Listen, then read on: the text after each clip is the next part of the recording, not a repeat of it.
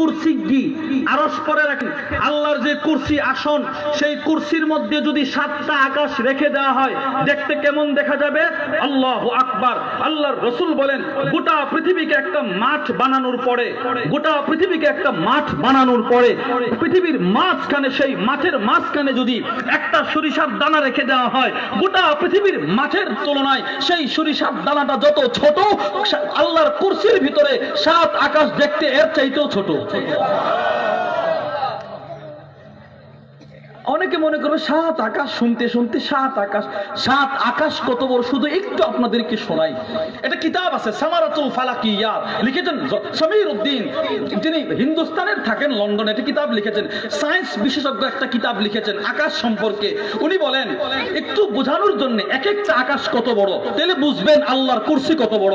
তিনি বলেন আমরা যেই দেশে যেখানে বসবাস করি এটাকে বলা হয় পৃথিবী। এখন কথাগুলো মনোযোগ দিয়ে না শুনলে হারায় ফেলবেন। এটাকে কি বলে? আবার বলেন কি বলে? আমাদের পৃথিবীটা একটা শূন্যে ঘুরতেছে। সুবহানাল্লাহ বলে না? পৃথিবী ঘুরতেছে, পৃথিবী ঘুরতেছে। আমাদের পৃথিবীটা যেই শূন্যে ঘুরতেছে সেই শূন্য বলা হয় সৌরজগৎ। একটা জগতে ঘুরতেছে, সেটাকে বলা হয় সৌরজগৎ। হুবহু কথাগুলো বলছেন বাংলাদেশের সবচাইতে বড় মুফতিদের অন্যতম একজন মুফতি দেলোয়ার সাহেব হাফিজাহুল্লাহ। আল্লাহ হযরতের হায়াতে বরকত দান করেন, আল্লাহ এই সমস্ত মুরব্বীদের হায়াতে আল্লাহ বরকত দান করেন। তিনি বলেন পৃথিবীটা ঘুরতেছে সৌরজগতে। বলে সৌরজগৎ কাকে বলে? 1 নম্বর ব্যাখ্যা, সূর্যের আলো পৃথিবীর চতুর্দিকে ধেয়ে যতদূর পর্যন্ত সীমানায় সূর্যের আলো পৌঁছায় পুরোটাকে বলা হয় সৌরজগৎ। সুবহানাল্লাহ বলেন না কেন? এবার এই একটা সৌরজগতের ভিতরে শুধু আমাদের মতো একটা পৃথিবী না, বিজ্ঞান বলে 15,000 কোটি এইরকম গ্রহ একসাথে ঘোরাফেরা করতেছে।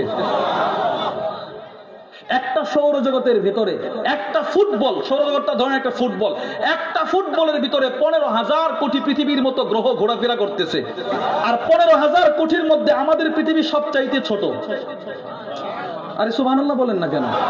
আমাদের পৃথিবী সবচাইতে কি? আমাদের পৃথিবীর কাছাকাছি যে গ্রহটা মঙ্গল গ্রহ, কেউ কেউ বলেন দূরত্ব 8 কোটি কিলোমিটার, আবার কেউ বলে 8,000 কোটি কিলোমিটার। সুবহানাল্লাহ বলেন না কেন? যত কিলোমিটারই হোক, সে তার গতিতে ওখানে ঘুরতেছে, এই পৃথিবী তার গতিতে এখানে ঘুরতেছে। কখনো দুইটা একসাথে লাগবে না, তবে হ্যাঁ লাগবে কিয়ামতের সময়। তাহলে আমাদেরটা সবচাইতে ছোট, এই রকম ঘুরতেছে কত হাজার? 15,000 কোটি। এবার 15,000 কোটি যেই জগতে ঘুরতেছে, জগৎটাকে বলা হয় সৌরজগৎ। বিজ্ঞান বলে ওই রকম সৌরজগৎ যেই জগতে ঘুরতেছে সেই জগৎটাকে বলা হয় গ্যালাক্সি। এই একটা গ্যালাক্সির ভিতরে শুধু একটা সৌরজগৎ না, বিজ্ঞান বলে 15,000 কোটি এইরকম বড় বড় সৌরজগৎ আছে। একটা সৌরজগৎ থেকে আরেকটা সৌরজগতের দূরত্ব, পৃথিবী থেকে তো মঙ্গল গ্রহের দূরত্ব 8 কোটি, একটা সৌরজগৎ থেকে আরেকটা সৌরজগতের দূরত্ব হচ্ছে 33 লক্ষ আলোকবর্ষ মাইল। হুজুর আলোকবর্ষ মাইল কি? আলোর গতি প্রতি সেকেন্ডে 3 লক্ষ কিলোমিটার। পৃথিবীতে এমন কোন যানবাহন তৈরি কেউ করতে পারবে না 1 সেকেন্ডে 3 লক্ষ কিলোমিটার দূর দিয়ে চলে যাবে। পারবে নাকি? সম্ভব নাকি এটা বলেন? আলোর গতি প্রতি সেকেন্ডে 3 লক্ষ কিলোমিটার।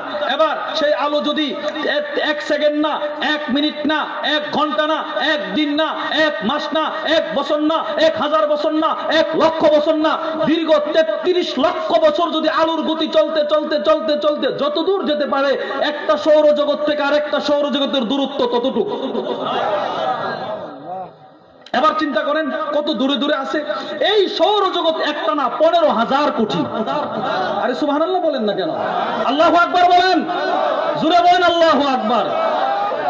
এবার এই সৌরজগৎ একটা না, সৌরজগৎ দুইটা না, 15,000। এই সবগুলো 15,000 সৌরজগৎ যেই ফুটবলের ভিতরে ঘুরতেছে ওইটাকে বলা হয় গ্যালাক্সি। বলে গ্যালাক্সি কয়টা? বিজ্ঞান বলে গ্যালাক্সিও 15,000 কোটি। একটা গ্যালাক্সি থেকে আরেকটা গ্যালাক্সির দূরত্ব কতটুকু? পৃথিবী থেকে তো মঙ্গল গ্রহের দূরত্ব 8 কোটি, একটা সৌরজগৎ থেকে আরেকটা দূরত্ব 33 লক্ষ আলোকবর্ষ মাইল। তো এবার বলেন একটা গ্যালাক্সি থেকে আরেকটা গ্যালাক্সির দূরত্ব কতটুকু? বিজ্ঞান বলে জানা নাই, তবে 33 বিলিয়ন বিলিয়ন ট্রিলিয়ন লক্ষ বছর দূরে হবে।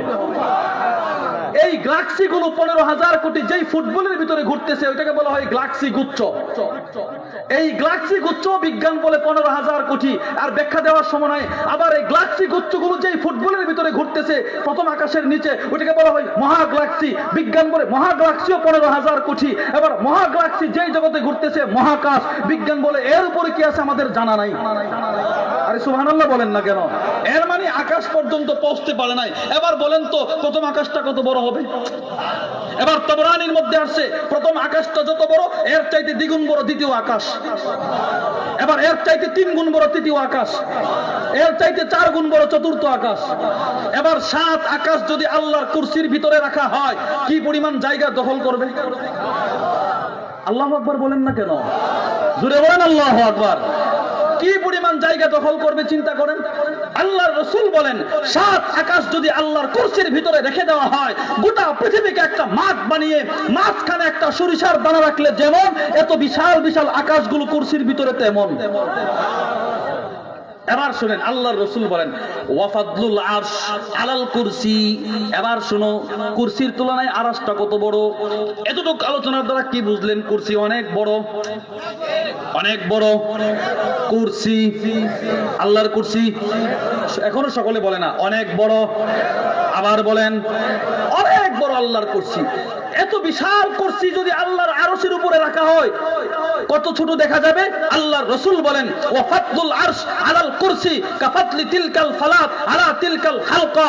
এবার কাফাতলি তিলকাল হালকা আলা তিলকাল ফালাত। আল্লাহর রাসূল বলেন এবার শোনো, আল্লাহর কুরসি যদি আল্লাহর আরশের উপরে রাখা হয় এবার এর দৃষ্টান্ত কেমন হবে? বলে সারা পৃথিবীকে একটা মাঠ বানায়া মাঝখানে একটা সরিষার দানাকে 100 ভাগ করলে একটা ভাগ মাঝখানে রাখলে যত ছোট, এত বিশাল কুরসি আরশে আজিমের উপরে তত ছোট। আরশটা কত বড়? আরে সুবহানাল্লাহ বলেন না কেন? অনেক বড়। এবার শুনেন এই আরশ, 1 নম্বর আরশ আছে, 2 নম্বর আরশ কত বড় এটা শুনলাম। এবার 3 নম্বর, এই বিশাল পরিমাণ আরশটা যারা বহন করতেছে তারা কত বড় হবে? আল্লাহু আকবার বলবেন না?